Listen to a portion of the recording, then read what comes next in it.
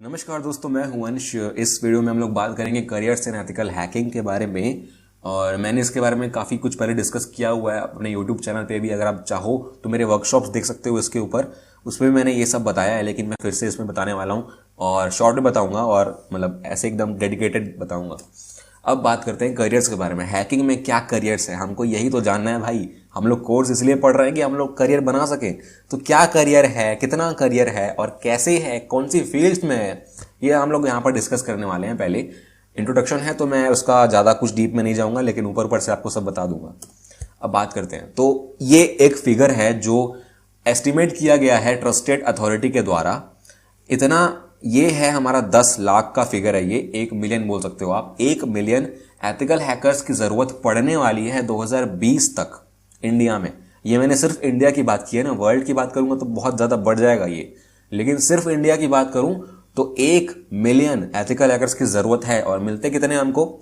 लगभग 15-20 हजार। तो आप सोच सकते हो कि कितना मतलब हमारे पास कितनी शॉर्टेज है।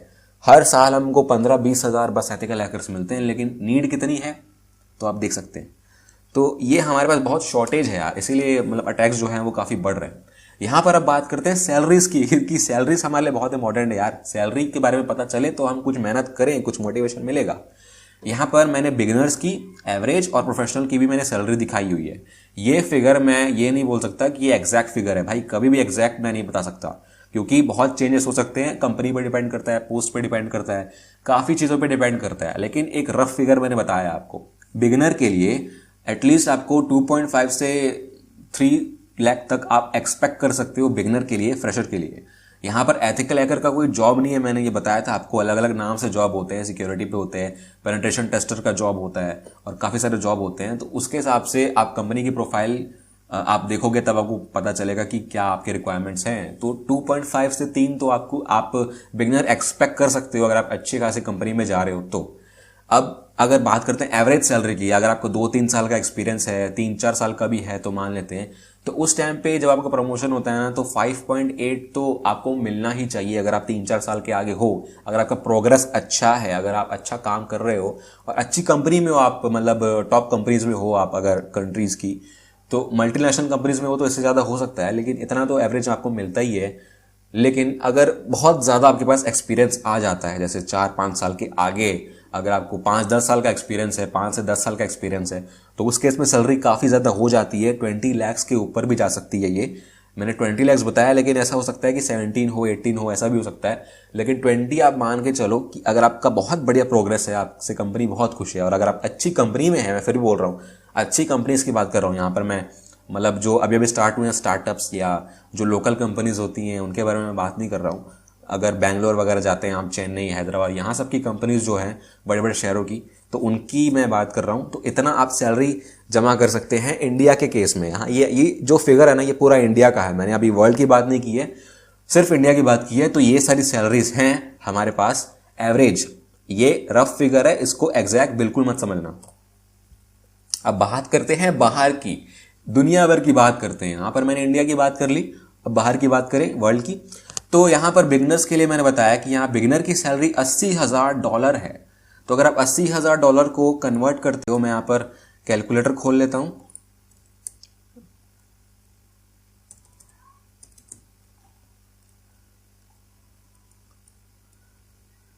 तो कितना चल रहा है भाई डॉलर? मेरे ख्याल से 80,000 इंटू 70 भी ले लेते हैं तो 56 लाख आप मान सकते हैं एक बिगिनर की सैलरी। मतलब 56 लाख आप बोल नहीं सकते कि बहुत ज़्यादा है, लेकिन अच्छी है, काफ़ी अच्छी है। बहुत ज़्यादा नहीं बोल सकते, क्योंकि ये फिगर जो है आप बाहर कमाओगे, यूएस जैसी कंपनी, यूएस जैसी जगह में कमाओगे, तो वहाँ का तो कॉस्ट भी उतना होता है। तो लेकिन फिर भी ज़्यादा यार, काफ़ी ज़्यादा है। यहाँ पर मैंने 80,000 की बात की। यहाँ पर फिर से अगर बोलें एवरेज सैलरी, तो मैं बोल रहा हूँ 3-4 साल का एक्सपीरियंस हो जाता है, उसके बाद आपकी इतनी होगी। रफ फिगर है फिर से 150,000 की बात करता हूँ मैं, 150 इंटू 70। तो ये आप मान सकते हो 10 मिलियन। यहाँ अगर आप, मैं बोल रहा हूँ 10 मिलियन, तो ज़रूरी नहीं कि 10 मिलियन हो, रफ फिगर है, ठीक है। फिर से ये एवरेज सैलरी है। अब उसके बाद प्रोफेशनल के लिए 5 से 10 साल का एक्सपीरियंस हो गया आपका अच्छी कंपनी में, टॉप कंपनीज में, यूएस में, बहुत बड़ी बड़ी कंपनी जैसे फेसबुक हो गया, गूगल हो गया, और अगर आप और भी अच्छी कंपनीज में, अमेजोन वगैरह में अगर आप प्लेस होते हो, तो वहाँ की बात करूँ तो 250,000 70 करूंगा इंटू, तो आप देख सकते हो 17 मिलियन 1 करोड़ बोल सकते हो आप। 1 करोड़ से ज़्यादा सैलरी हो जाती है यहाँ पे। तो मैंने आपको यहाँ पर मिराज नहीं दिया है, मैंने आपको यहाँ पर भटकाया नहीं है। यहाँ पर मैं बिल्कुल भी नहीं बोल रहा हूँ कि आपको सिर्फ जॉब से इतनी सैलरी मिलेगी, आपको और भी काफ़ी सारे बेनिफिट्स मिलते हैं जिनका जो आप पैसे में कन्वर्ट करोगे ना तो इतना होता है। तो ज़रूरी नहीं है कि आपको जो सैलरी मिल रही है वो इतनी हो, इससे कम हो सकती है, लेकिन टोटल जो ओवरऑल बेनिफिट्स है ना आपको इतने तो मिलेंगे, इतने वैल्यू के मिलेंगे आप बोल सकते हैं। तो बाहर सैलरी कितनी ज़्यादा है आप सोच सकते हो ना, यहाँ से तो काफ़ी ज़्यादा है। यहाँ पर इंडिया में सैलरी कम है, यहाँ पर आप देख सकते हैं। मैं यहाँ पर डिमोटिवेट नहीं कर रहा हूँ, लेकिन अगर इंडिया में रहते हो तो आपका जो स्टैंडर्ड ऑफ लिविंग है वो भी कम होता है, तो उस हिसाब से वो भी सही है यार। तो सैलरीज के बारे में आपको पता चल गया, अब आप थोड़े से मोटिवेटेड हो जाओ, क्योंकि बहुत इसमें पैसे भी हैं काफ़ी और रिस्पेक्ट भी है। अब बात करते हैं सर्टिफिकेशंस की। काफ़ी इसमें इस फील्ड में ना काफ़ी लोगों का ये कहना है कि सर्टिफिकेशन लेते हो तो ही आपको जॉब मिलेगा, लेकिन ऐसा बिल्कुल भी सच नहीं है। हालांकि बहुत टॉप कंपनी सर्टिफिकेशंस मांगती हैं, लेकिन ज़रूरी नहीं है। आप अगर इंटरव्यू पास कर लेते हो, अगर आपको मतलब जो आपका जो भी पासिंग का प्रोसीजर है, जो भी रिक्रूटमेंट का प्रोसीजर है वो पूरा पास कर लेते हो ना, तो सर्टिफिकेशन की जरूरत ही नहीं है यार। एचआर वाला थोड़ी ना पूछेगा कि आपने क्या क्या सर्टिफिकेशन किया है। हाँ पूछेगा, लेकिन उस बेसिस पे वो डिसाइड नहीं करेगा, ठीक है। वो आपको सवाल पूछेगा, आपके पास टैलेंट होना चाहिए, स्किल्स होनी चाहिए, वो बहुत ज़्यादा मैटर करता है सबसे ज़्यादा। तो सर्टिफिकेशन की बात करें तो मैं आप पर एक एक सर्टिफिकेशन की बहुत डिटेल में डिस्कस नहीं कर रहा हूँ। मैं जो मेन इंपॉर्टेंट वाले हैं वो मैं यहाँ पर लिस्ट कर दे रहा हूँ, ताकि आप रेफरेंस ले सको। आप चाहे तो इसको परस्यू कर सकते हो अगर आप चाहो तो। सबसे ऊपर आता है सर्टिफाइड एथिकल हैकर, जो CEH होता है, जो बहुत पॉपुलर है, बहुत ओवररेटेड बोलूंगा मैं इसको, क्योंकि आजकल इसकी वैल्यू बहुत कम है, नेग्लिजिबल है। बहुत लोग ले चुके हैं और मतलब ये तो क्या बोलते हैं उसको, दाल चावल बन चुका है आजकल का, सबके पास है, सब इसको कंज्यूम करते हैं। तो कोई बड़ी बात नहीं है, लेकिन अगर आपके पास पैसे हैं, क्योंकि 30-40 हज़ार तो मिनिमम लगते हैं इसको मतलब सर्टिफिकेशन के लिए, एग्जाम के लिए, लेकिन इसका जो सिलेबस है आप फ्री में पढ़ सकते हो, एग्जाम देने के लिए वाउचर लेना पड़ता है। तो मतलब बहुत ज़्यादा ये आजकल मत लो। तो मैं यही बोलूँगा कि यार CEH मत करो आज। अगर आपके पास CEH नहीं है तो भी आप हैकर कहला सकते हो, कोई बड़ी बात नहीं है उसमें। ये EC काउंसिल के द्वारा प्रोवाइड किया जाता है, लेकिन ये हलवा बन चुका है आजकल, सबके पास है, तो कोई ज़्यादा इंपॉर्टेंस है नहीं। दूसरे नंबर पर जो सर्टिफिकेशन है ऑफेंसिव सिक्योरिटी सर्टिफाइड प्रोफेशनल, ये काफ़ी ज़्यादा बेटर है CEH से मैं बोलूँगा, क्योंकि CEH एग्जाम थ्योरेटिकल होता है, MCQ बेस्ड होता है। प्रैक्टिकल नॉलेज आपको CEH में ना के बराबर मिलती है यार, लेकिन अगर आप CEH करते हो ना तो आपका बेस काफ़ी क्लियर हो जाएगा। लेकिन एग्जाम देने की जरूरत नहीं है यार, आप सिलेबस नेट पे ऑनलाइन बुक्स पढ़ी हुई हैं, बुक्स खरीद के पढ़ सकते हो, बेस क्लियर कर सकते हो, वैसे भी एग्जाम की कोई जरूरत नहीं है। लेकिन OSCP अगर आप एग्जाम देते हो, अगर आप OSCP आपके पास आ गया ना, तो आप मतलब दुनिया के one of the most professional आप बन सकते हो अगर OSCP लेते हो तो, क्योंकि ये काफ़ी हाई लेवल होता है। CEH से तो हाई लेवल का ही है ये उतना ज़्यादा हाई लेवल नहीं है, एक्सपर्ट लेवल नहीं है, लेकिन इंटरमीडिएट है। इसका एग्जाम होता है 24 आवर्स लाइव, मतलब प्रैक्टिकल आपको करके दिखाना रहता है, आपको सिस्टम्स को हैक करना रहता है 24 घंटे के अंदर अंदर। जितने ज़्यादा हैक कर पाओगे उतना ज़्यादा स्कोर होगा आपका और पास हो जाओगे इसका। लेकिन जो एक वीक पॉइंट है वो ये है कि बहुत ज़्यादा कॉस्टली है ये, CEH से 30% ज़्यादा कॉस्टली है, 30 से 40% ऐसे, मतलब मेरे ख्याल से तो 70 से 80 हज़ार का ये सर्टिफिकेशन है। तो अगर आपके पास पैसे हैं, अगर आप अफोर्ड कर सकते हो तो ही आप लो।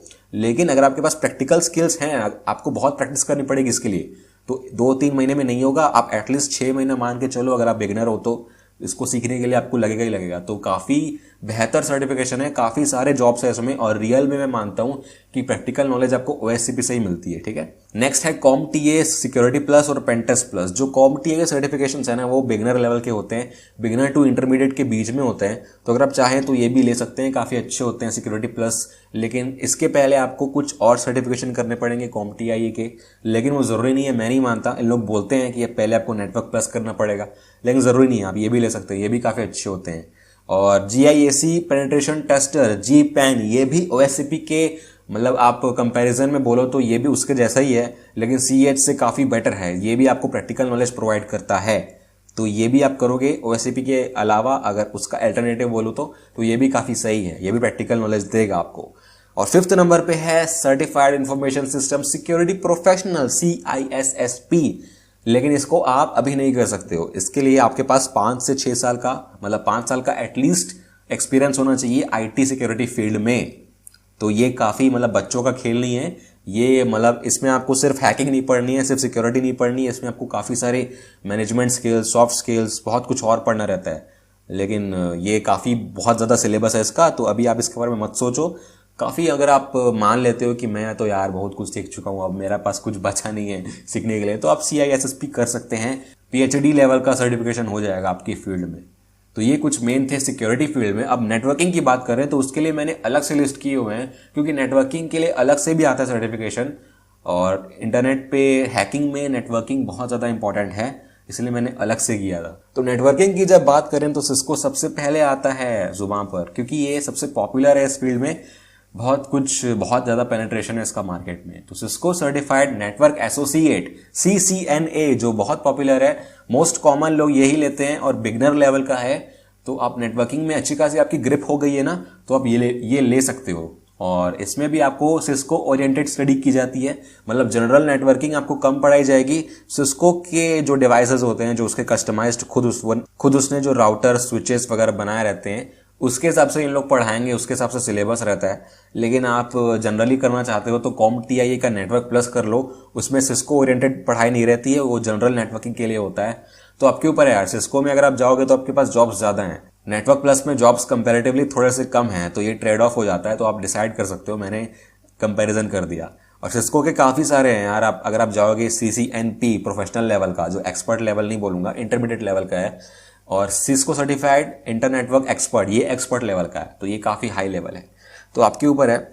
और CCNA में भी बहुत सारे सब डिविजन है, जैसे सिक्योरिटी के लिए, राउटिंग एंड स्विचिंग के लिए, वो आप देख लेना, आपके ऊपर है। AWS का भी आता है सर्टिफिकेशन, सर्टिफाइड सॉल्यूशंस आर्किटेक्ट, ये क्लाउड बेस्ड, अगर आप चाहते हो नेटवर्किंग पढ़ना क्लाउड आर्किटेक्चर में, तो आप ये पढ़ सकते हो, ये भी काफ़ी अच्छा है। तो ये सारे सर्टिफिकेशन थे जो मैं बताना चाहता था। यहाँ पर एक कोट मैंने लिखा हुआ है जो आपको जानना ज़रूरी है, if you are online you are vulnerable. इसका मतलब स्ट्रेट फॉरवर्ड है यार, कि अगर आप इंटरनेट चला रहे हैं, अगर आपका जो सिस्टम है, आपका जो डिवाइस है वो ओपन सिस्टम है, मतलब आपके डिवाइस से डेटा आ जा सकती है, चाहे वो वायर्ड हो चाहे वो वायरलेस हो, आपके डिवाइस से सिग्नल्स ट्रांसमिट हो सकते हैं, आपके डिवाइस से पल्सेस या डिजिटल डेटा ट्रांसफर हो सकती है एक डिवाइस से दूसरे डिवाइस में। तो आपका कुछ ना कुछ डेटा हमेशा जो आप नहीं चाहते हो दूसरों को देना, वो कहीं ना कहीं जा ही रहा होता है। उसी को मैं बोल रहा हूँ वल्नरेबल। अगर आप कुछ भी यूज़ कर रहे हो ऑनलाइन तो आप वल्नरेबल हो। ऐसा नहीं है कि आप एक्सप्लॉइटेबल हो, लेकिन वल्नरेबल तो हो। एक्सप्लॉइटेबल और वल्नरेबल में डिफरेंस होता है, हम बाद में बात करेंगे। अभी के लिए इतना समझ लो कि आप अगर ऑनलाइन हो तो ध्यान से सब कुछ सोच समझ के करना। आजकल बहुत दिक्कत आ रही है, बहुत प्रॉब्लम्स हो सकती हैं अगर आप थोड़ा भी गलत करते हो। अब एक क्वेश्चन हमारे दिमाग में ये भी आता है कि हैकिंग इलीगल है क्या? मैंने इतना कुछ बताया आपको, तो अब आपको तो ये आइडिया मिल गया होगा ना कि हैकिंग हमेशा इलीगल नहीं होती है। लेकिन आपको फिर भी ये डाउट हो रहा होगा कि इलीगल नहीं होती है, तो हमने तो पढ़ा कि इलीगल होती है, कब किस केस में इलीगल होती है, किस केस में नहीं होती है, वो डाउट आता है हमारे दिमाग में। तो मैंने बताया यार कि हमेशा इलीगल नहीं होती है। मैंने इतना कुछ डिस्कस कर लिया है तो आपको आइडिया मिल गया होगा, मैं फिर से डिस्कस करने वाला नहीं हूँ। तो एथिकल हैकिंग जब आप बोलोगे ना, तो आंख बंद करके सोच लेना कि वो लीगल होता है, हर एक्सपेक्ट में लीगल होता है। एथिकल हैकिंग का मतलब ही वही है कि एथिकल वे में कर रहा हूँ, कोई चीज़ बिना मतलब के, बिना परमिशन के कुछ नहीं कर रहा हूँ मैं। एथिकल का मतलब ही वही होता है कि आप सारे लॉस और पॉलिसीज को फॉलो कर रहे हो। और एथिकल हैकर्स की जो नीड है मैंने आपको बता दी कि कितने पैसे खर्च होते हैं, कितना एनर्जी खर्च होता है, कितने नुकसान होते हैं, तो इसलिए ज़रूरत है। तो हैकिंग से कितना पैसा मिल सकता है यार, सब कुछ कर सकते हैं हम लोग। ये सब हम लोग सोचे नहीं था ना पहले कि हैकिंग भाई बुरी चीज़ होती है, लेकिन क्या क्या नहीं कर सकते हम लोग। क्या सही चीज़ है ना, एकदम मस्त, बैड एज बैड के हैक करो, मस्त पैसा कमाओ और उड़ाओ बस, और क्या दिक्कत है आपको। तो भाई यही था जोक्स अपार्ट। काफ़ी ज़रूरत है हमको, और पूरे कोर्स में हम लोग यही सब सीखने वाले हैं जो आपको ज़रूरी है जानना एथिकल हैकर बनने के लिए। तो आज की वीडियो में तो बस इतना ही, बस देखते रहिए, सीखते रहिए और गुड बाय।